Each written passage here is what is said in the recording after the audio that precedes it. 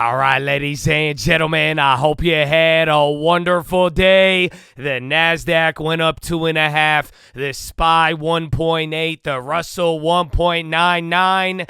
I'm sure you felt the collective sigh of relief as the market took the CPI numbers good. We're going to go over it, but tomorrow there are still two little events that could kind of derail everything or really add on to this relief and get us set up for the inauguration on Monday. And the market's going to be closed too. So we're going to talk about all of that. I got the quick CPI recap. Then we're going to talk about what you need to be watching tomorrow because it's going to be big. And then I have the plays and everything else you're going to need. So what I need from you, a thumbs up on the video. Make sure you're subscribed. And if you don't know, we are live Monday through Friday, 30 minutes before open, youtube.com/the stock market. We will see you there in the morning, baby. Run it. Working to the couch, it's a 2020 election. Live in the hills, but I still get a spread. Started with a live, but I still reinvest it. Feel how I feel, then you feel like it's a blessing. I just want the lesson, I just want protection. I'm up and I'm down, but the sound like progression. Farmer never plans if he waits for perfection. Finger to the down. All right, off the bat, the first thing is the CPI. That's why we went crazy today.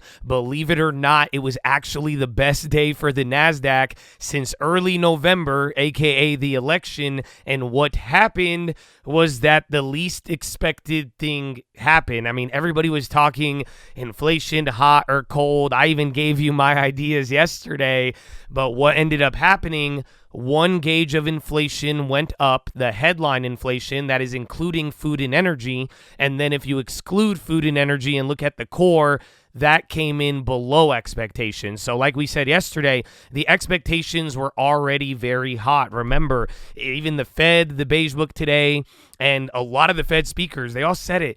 It's not as if inflationary pressures have really changed over the last 9 months or so, but expectations have. So everybody was expecting a hot print tomorrow, and that came true for the headline. So that was still aggressive, but the core coming in lower, not too many people had that expected, and that's a good sign. I mean, it's hard to say that inflation has bottomed out and it's going to come back up again if literally the sticky part of inflation is coming down on the month over the month or not being as aggressive. So people like that, and I hate this word because we've seen wild market reactions.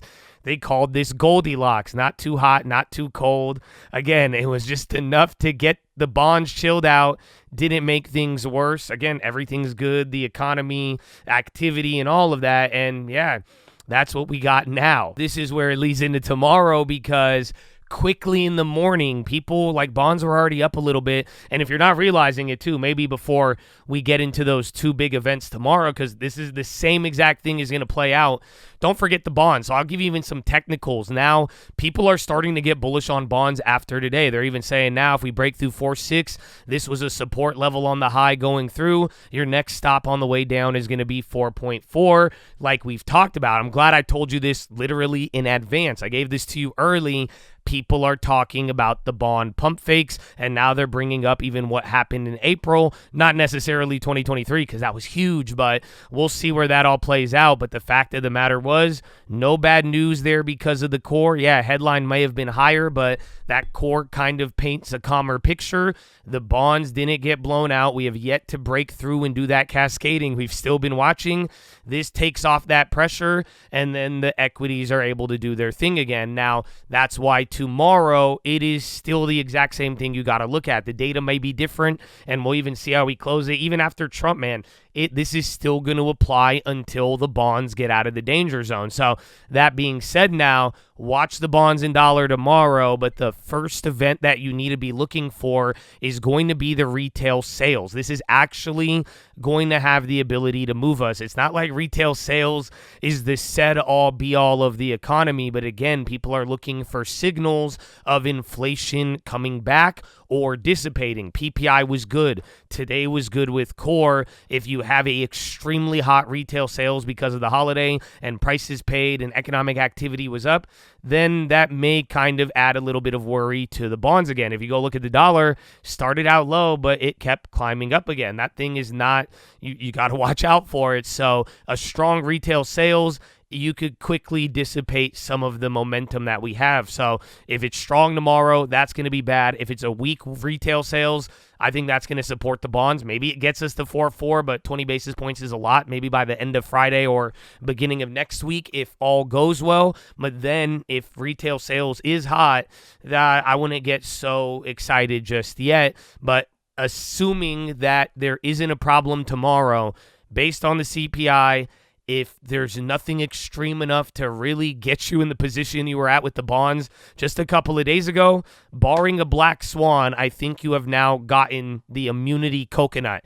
So shout out to Mr. Beast, but I really just think from now until the end of the week, all the ranges I gave you, even the low side, high side, it's a wide range. I don't think you're going to fall out of that unless there's a crazy event. Again, if retail sales are really hot tomorrow, I would prepare for the downside. Other than that, though, we have no qualms there. Japan and China don't mess anything up, and it's not like extreme. Even same goes for Europe. Then that's it, man. All eyes on what we get with Trump next week. And guess what? That is your final key. And now I have your final event for tomorrow. So first 100 days. I cannot stress this enough. It's no longer about the inauguration. That's going to be on Monday, and that will be the event. Now you will finally get Donald Trump. Let's put expectations and reality to the test and see what happens. But first 100 days, signing bills, outlining policy, giving you either volatility or stability, that's going to do a lot for the bonds, the dollar, and everybody else around the world. So get ready for those setups. And now tomorrow, this is related to Trump coming in. Tomorrow will be the confirmation of Scott Bessent. He's going to get grilled by Senate and all of that. They're going to ask him questions, and we are going to listen to this. Why? Because if homeboy gets you some headlines that are saying he takes the deficit seriously or not, or what they're going to do with spending, the plan with terming out the debt.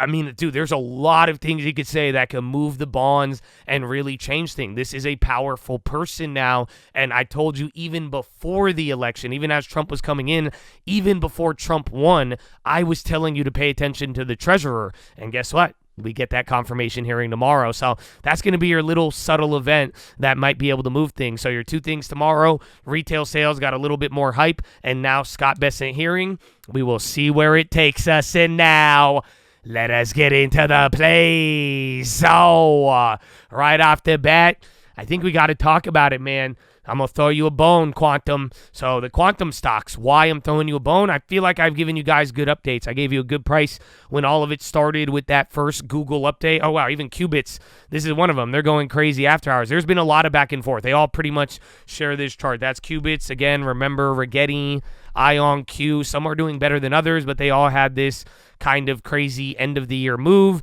They all dropped recently, whether it was bad events selling or, again, those NVIDIA comments. But now NVIDIA is going to have a quantum day in March. And then the other catalyst today, there was a Microsoft blog post talking about this being the year of quantum. Now, why is that important? Because remember, I told you guys, I said, wait till it comes down. So you got the come down part, and I said, let it kill some time.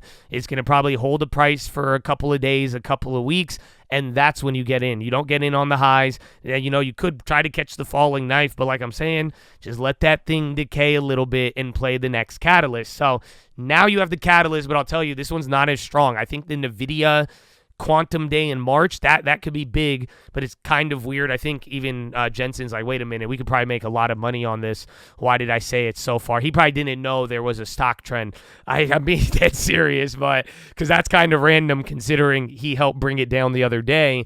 But again, a blog post talking about year of quantum. Yeah, Microsoft's big and all, but that's not the same as a quantum breakthrough like we saw with Google. That's what got everything going when they're like, yo, we're making progress. We're going to be able to do this.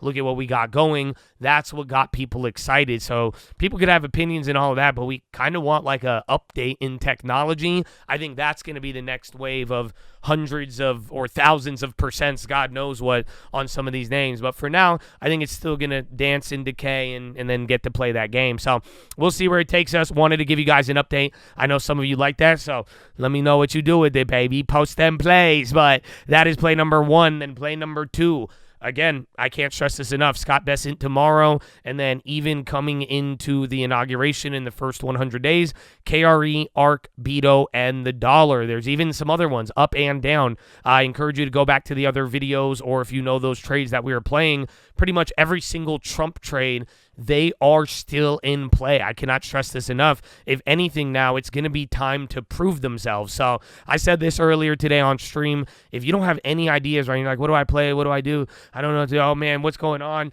First, get a long term. Save 10%, get a long term. That can make your life a lot easier and almost guarantee you the money. But assuming you did that, the other low-hanging fruit right now is simply these plays. Why? Because these are tied to the Trump trade. All of the Trump trades were based off of the first 18 months of the presidency.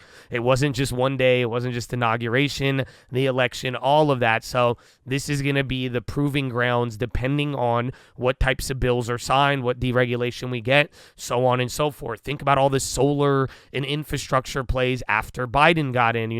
It was, it went in burst, but it wasn't just like a one-day event. So I think you're going to be seeing these a lot. So keep your eyes out there, especially if you don't have any ideas. I mean, it's a great place to start, especially now that the timeline is right around the corner. So watch out for that. That is play number 2. And then finally, TLT, baby. Tomorrow, Scott Bessent, I'm telling you, anything he says will probably move this. So we'll see what the data does in the morning and how that plays out. Obviously, I think the TLT move is overblown because it's all inflation expectations, and literally the Fed and the Beige Book and almost every single metric admits that inflation has not gone up at a substantial or wild pace. If anything, more inflation metrics have moderated or gone down still, but the expectations, I think that is overblown. Now, granted, doesn't matter what I think because you could see the reaction. Now, like I told you, I may have my ideas, but at this point with how critical the bond levels and dollar levels are, you just got to respond. So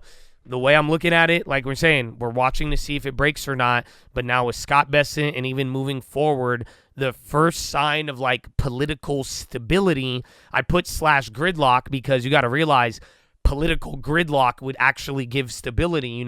Once we get an idea of what's really happening with the deficit, the trade, implementation, that, again, I think is going to really cause a lot of calm.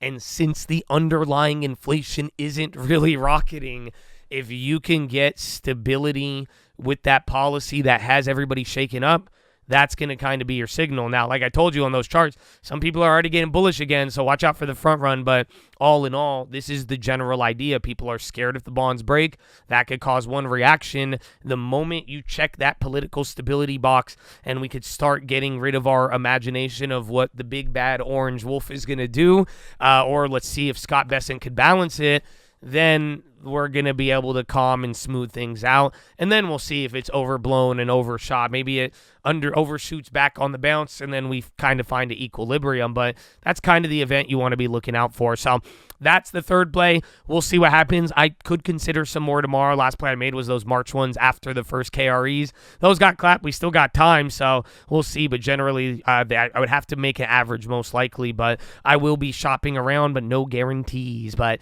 that is play number 3. And then finally, the plays I made today. I called Intel for the 3rd day in a row to become the CEO. I am serious. This is not a joke. I know it sounds funny, but they need a young, old guy like me to come and shake things up. I think they have a lot of value. AI, the chips, I mean, they could be doing so much. And I really believe I could do a lot, even creatively, even moral support, to be honest, man. I think there is a lot that I could do at this company. So the way I'm looking at it is that until they announce a new CEO, the job is available, and I'm the candidate. It's unofficial. Nobody except for me has really said this, but I would love for you to spread the word and help me if you agree. But at the end of the day, I plan on calling them every single day till I get to talk to somebody, or I become the CEO, or they announce a new CEO. But either way, I look forward to the journey, and thank you for those of you and Intel shareholders that have already placed faith in me. I really do appreciate it, and I hope we actually get a shot at this. So other than that, that's all that I did. I'm probably going to make that play again tomorrow too. But like I said, TLT, Scott Bessent, retail sales and now getting ready, man. All the other Trump trades, I think our work is cut out for us. But Chad, I hope you're ready for all of it and blessed. But that is your watch list, ladies and gentlemen. Make sure Hydra LT ready to go. Make sure post your watch list. Make sure we see you there in the morning. I need the armor on. I need the helmet shining. And I need you to remember, my friend, we are all alive. Oh, we all got a soul. Look at each. You see it in each other. Not the evidence isn't you. It's me. It's you looking at me. It's me looking at you. And the whole point is, if you ever turned into an animorph, you would probably fight it the first time. Change is naturally, we go in resistance to it, my brother. I'm just saying. So the soldiers come to life. It's like Toy Story. I don't know, Dave. Go watch the Philo. But Chad, I love you. Drink that water. Stay hydrated, healthy, all that good stuff. I'll see you in the morning and or not.